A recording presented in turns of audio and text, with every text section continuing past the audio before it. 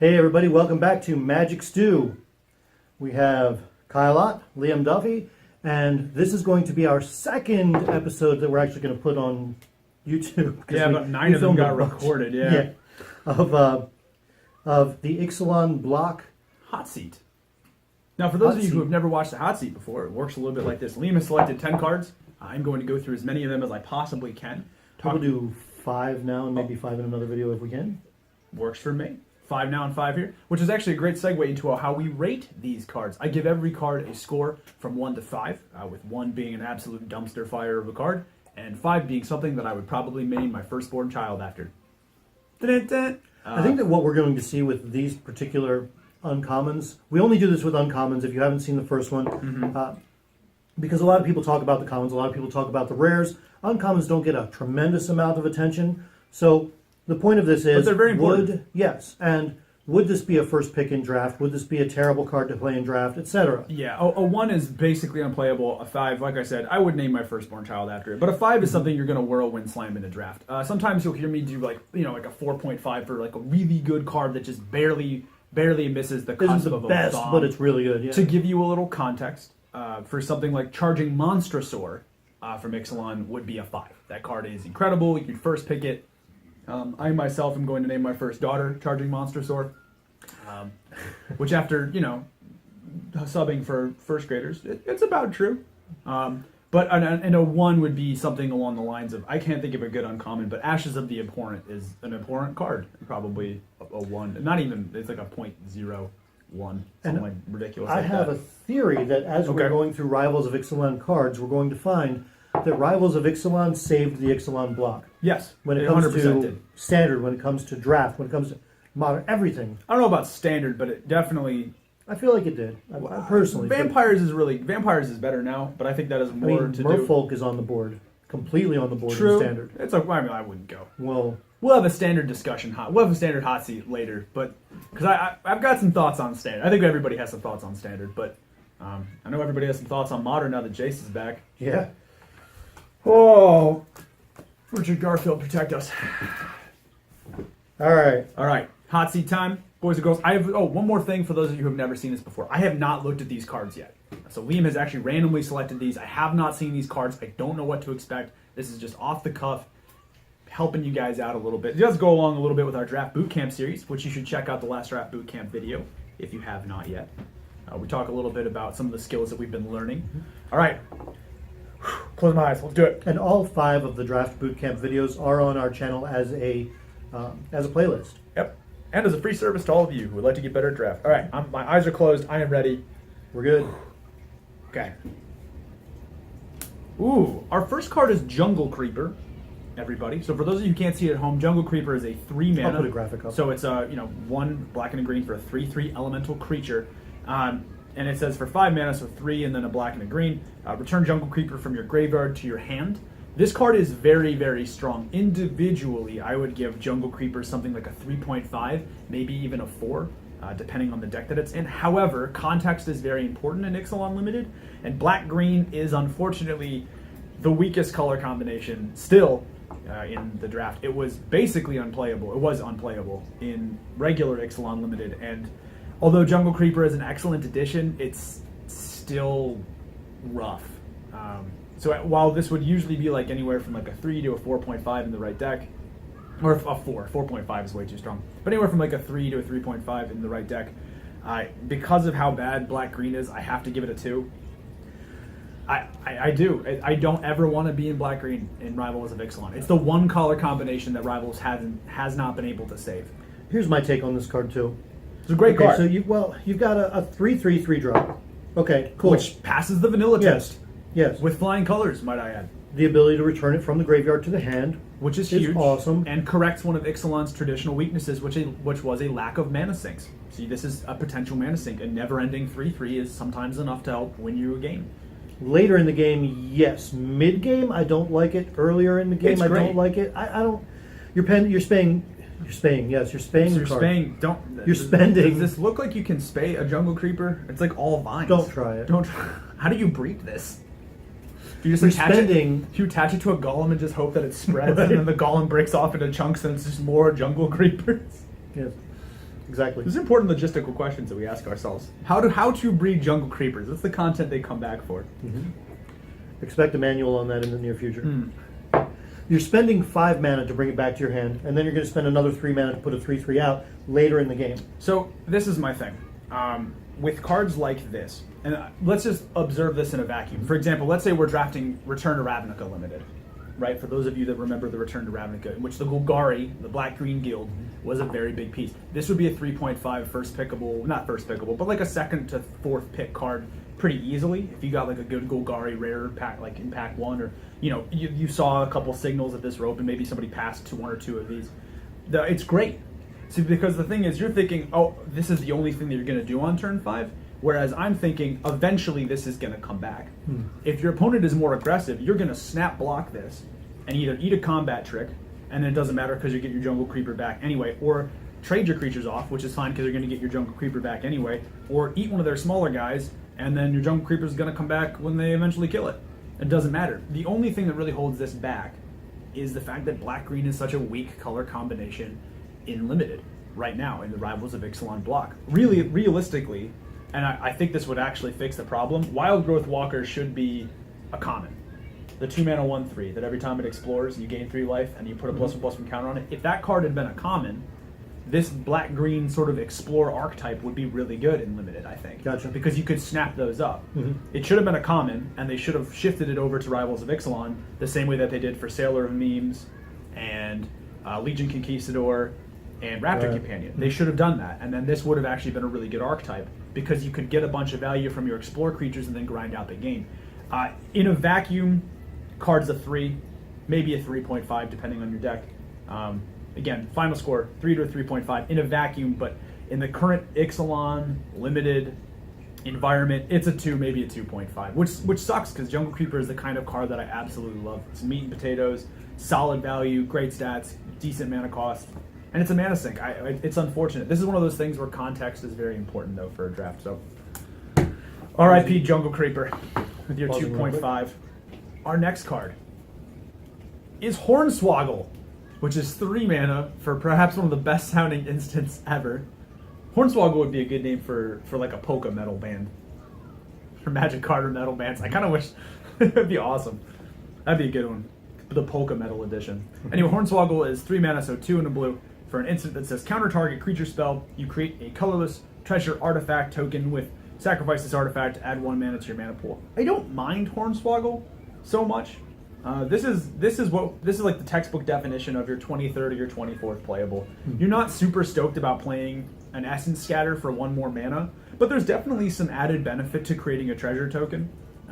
Sometimes you just need to accelerate. If you're in a deck that's trying to splash for an off-color bomb, having access to 1 more treasure is useful. If you're running treasure synergies, something along the lines of like Desperate Castaways, having another avenue to enable that guy to attack is pretty great. And it does counter a creature spell, which is pretty relevant. Yeah, it's not a terrible thing to set your opponent back a turn and ramp your mana a little bit.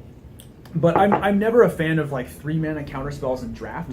Generally speaking, like I never want to run cancel in draft unless I absolutely have to. This feels better than cancel simply because creatures are more important in Limited. This is only 1 blue as opposed to 2 blue. You get a treasure token. All of those things come into play and help out a little bit.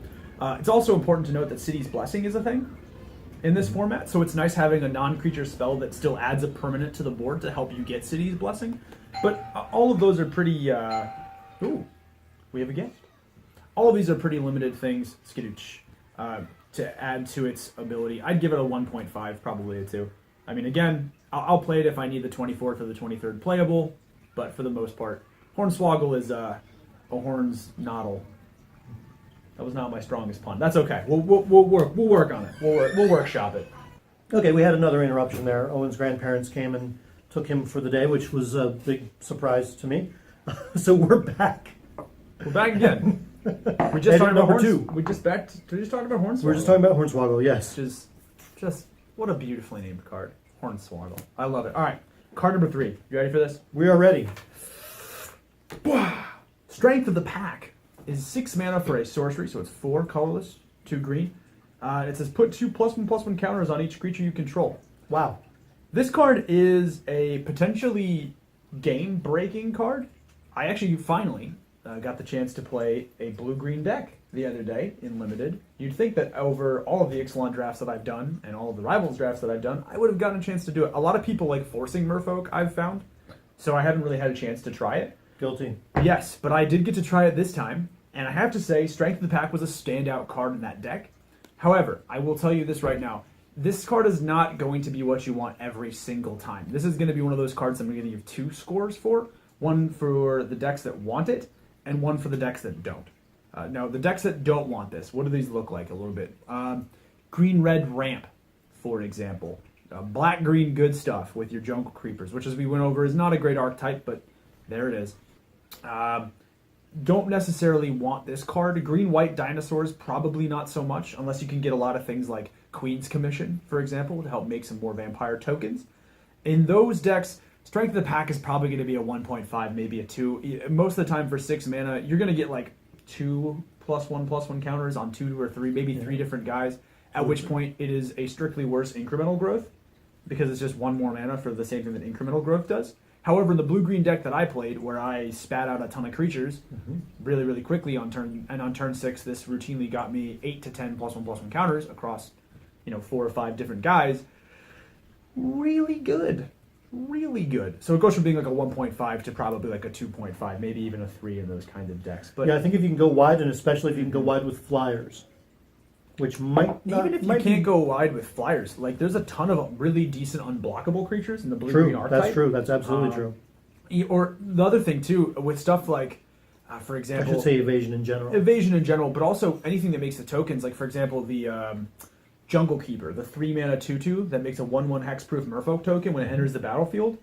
Phenomenal with this card, because you just spit out 2 guys for 3 mana. On turn 4 maybe you have another one, maybe you play 2 2-drops, turn 5 play another card, turn 6 Strength of the Pack, and then all of a sudden all of the creatures that your opponent could interact with before or didn't bother interacting with before are huge threats. Yeah, I cast 3 of those in one game, so I had 6 Merfolk plus the other ones that I had. Yeah, that would have been amazing. Bye, Melissa. Bye, guys. So yeah, again, 2.5 to a 3 in the decks that can go wide. If you get a bunch of Jungle Keepers, or if you're in that green-white deck and you wind up with a lot of Queen's Commissions, for example, making those 1/1 vampire tokens, it's great. In the decks that you're trying to like maybe ramp or you're really super aggressive, I necessarily wouldn't encourage you to play a 6-drop that may or may not be strictly worse than incremental growth. So a 1.5 in the decks that don't want it, and a 2.5, maybe even a 3 in the decks that do. That's another one of those cards where context is very important. This is a good one because we have a lot of context-specific cards for this hot seat, which I like. All right. Card number 4, Slippery Scoundrel, which is 3 mana, 2 colorless and 1 blue, for a human pirate, 2/2, with Ascend. And if you have Ascend with it, it is a 2/2 with unblockable, and has hexproof. Ooh, spooky. I enjoy this card. It's a hard card to evaluate, right? Because the decks that want this card are generally going to try and have you dead before they get City's Blessing. For example, I'm talking about that red-blue Pirates deck that plays the 3 mana 2/2 with unblockable and haste, which is a very strong card.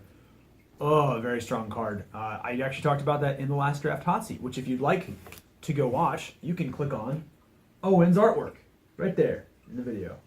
So now I'm going to have to learn how to do that. I can show you how to do that. Okay. That's super easy. Boom. Owen's artwork in the video. You can go check that out and watch that right there. But, so in the decks that want it, I think it's pretty good.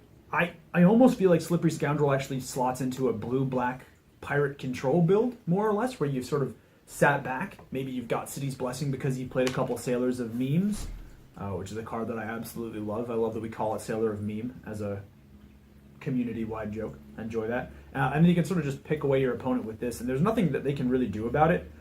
Plus, once this has hexproof and you just enchant it with anything, like Swashbuckling on Slippery Scoundrel, or One with the Wind on Slippery Scoundrel, if you're in blue-white, which is actually an archetype that I like a lot now, has definitely sort of shot up a bunch, I think, with a lot of the cards from Rivals of Ixalan. I think this would be excellent in that, because you could put something like Queen's Commission on this guy to give him +1/+1 and lifelink, and a 3/3 hexproof lifelink unblockable creature. That generally wins games pretty quick. This feels more like a build around card than a card that's strictly good. I'm going to give it a 1.5. I'm going to give it a 2. We'll give it a 2 for right now. So a little bit below average, but again, if you can build around this, or if you have cards that make this work, I think it's a lot better. But I wouldn't prioritize Slippery Scoundrel highly. I think this is one of those cards that I'd be looking to get maybe 8th or 9th pick to see if blue is kind of open. Like if I get past this 9th pick, ooh, that is if I can hold on to it. It's fitting. It is a slippery I was card. going to say, it's fitting that I can't hold on to Slippery Scoundrel. But I think if you get 8th or 9th pick Slippery Scoundrel, maybe you want to move in on blue or something like that. I wouldn't prioritize this super highly. But if you wind up spending your 5th or 6th pick on it either, I don't think that's necessarily the worst thing. But I think a 2 is a fair score for the slipperiest of scoundrels. I give my ability to hold cards, however, a 0.5. We're not ending this one with a bang. No. You know what? You'd think we wouldn't, but this actually brings up an excellent point that I wanted to talk about. So I'm kind of glad we have one of these. Good. So the card that we're talking about is Woodland Stream, which is a land. Enters the battlefield tapped, and you can tap Woodland Stream for a green or a blue mana. One of the things that I really disliked about Ixalan Limited, one of the many things that I really disliked about that dumpster fire of a format, is a lack of good mana fixing. And even if there was good mana fixing, there wasn't a lot to do with it. And so this split land actually brings up an excellent discussion. On its own, as a card, 2.5, probably 2.5. I think if you wind up spending an average level pick on an average level split land, that's a totally fine and reasonable thing to do. But the one thing that I want to talk about, though, is why these kind of matter in the greater context of Rivals of Ixalan Limited. So before with Ixalan, we had no good common removal, and we had a lot of removal that wasn't worth splashing even if you could splash for it, right? I think the only one that really comes to mind for me was like splashing red for Unfriendly Fire at common. But even then, you're splashing for a 5-mana kill spell that doesn't always actually kill everything, which was really, really awkward and super annoying. But in this format, right, you can splash for things like Luminous Bonds. You can splash for things like Mutiny. You can splash for things like Hunt the Weak if you absolutely wanted to. And so these split lands actually make it really super relevant to be able to do that. And not only do I like the fact that we have good mana fixing in the form of decent lands at uncommon, but also now that we have removal spells and cards like that make splashing worth it. It's excellent. I really, really like that. We've got Traveler's Amulet as well at common, which I think kind of compounds the effect that these kind of lands have. Not because you can search them up with Traveler's Amulet, obviously that only hits your basic lands, but just because the effect of having an uncommon and a common way of fixing your mana that doesn't marry you to a color, I think is really, really useful. Like I've played these split lands, like for example, I played a green-blue split land in a green-red deck because I wanted to splash for a blue card. Like I've done that before. I've played the black-white split land in a red-black deck because I was light on removal and I wanted to splash for a copy of Luminous Bonds. So I think, again, 2.5 for this, but I think what this says about the greater development of Rivals of Ixalan as a format is super important. So 2.5 for the Woodland Stream, and a 2.5 across the board for all of them. I might actually rank like the white-red and the red-black ones higher, simply because those are the colors that have more splashable removal spells. So if they are high, if I was, gun to my head, had to rank any of them higher than that, I would probably do that simply because it's just easier to splash for removal in red, black, white. It feels like it is in those Mardu colors. So, or Borzov, which is if you're OG and remember the old days before we had Khans of Tarkir block. But 2.5 for the split land, I think. Yeah, and well, my take on the split lands real quick too. Based on my experiences in drafting so far, you open up a pack that has a rare dual land, and you lost a rare in most cases, unless it's your third pack and it happens to be the colors you're in, and there's nothing else worth taking out of that pack, right, which typically isn't going to be the case. Yeah, usually typically isn't. Okay, so oh man, sorry, that was your rare. Okay, these uncommons though, they tend to wheel. I've noticed. They do. So if you're already in those colors, if I was already pulling blue and green and somebody hasn't taken this already, I'm going to look, okay, do I have blue and green cards? This has gotten passed to me. Do I have blue and green cards that I'm going to use? I'm going to grab it, hope it wheels back, or I'm going to grab that. Right. Because that's helping me. And yeah, this is the other thing too. A lot of times, you'll be looking at like a jank common or something. Like for example, if you're, let's say you're in like white, black or whatever, and your choice is the white-black split land or the Stubborn Sentry Dinosaur, the 1-mana 0/3. Yeah, the dinosaur might not even make your cut, so you're going to take the split land. Or, for example, if you're still trying to figure out what your colors are, and for example, one of these lands shares a color with like maybe you're in one color but you're not sure what your second is, and rather than waste a potential pick, you pick up the split land and sort of spec saying, hey, I can run this in my deck if I find an off-color card we're splashing for, or if I do wind up in that two-color combination, I'm paid off a little bit. Yep. So I think these are excellent, to be honest, at uncommon. Although something you did bring up, the rares in this set are really strong. I'm noticing that more and more as I play. I don't think you've reached like Fate Reforged levels of drafting. I don't know if you've ever drafted Fate Reforged. I have not. We used to refer to that as the Fate Reforged lottery because half the rares in that set were absolute degenerate bombs, and half the rares in that set were garbage unplayables. If you remember Fate Reforged, like your choices were like Mob Rule or like a rare land that did jack. Mob Rule is the one that grabs control of all their creatures and lets you attack with them. It's like mass active treason, which is good in limited, surprisingly. I'll bet. And a move that shocks nobody, grabbing control of 6 of your opponent's guys and then killing them with them is a good strategy. But it's not that egregious yet, but I'm noticing that the rare power level is definitely there for this set. So, but that's been our hot seat. Hopefully you guys enjoyed it. Don't forget to like, share, and subscribe. And again, comment below too. Liam and I read everything, so we really enjoy hearing from you guys. While we're at it, in the comments, tell us what your favorite Magic card nickname is. Ooh. Mine is Slapcaster for the 2-mana, Dire Fleet Daredevil, the 2/1. With first strike, when it enters the battlefield, you can recast one of your opponent's spells. I love Slapcaster. I love old Slappy.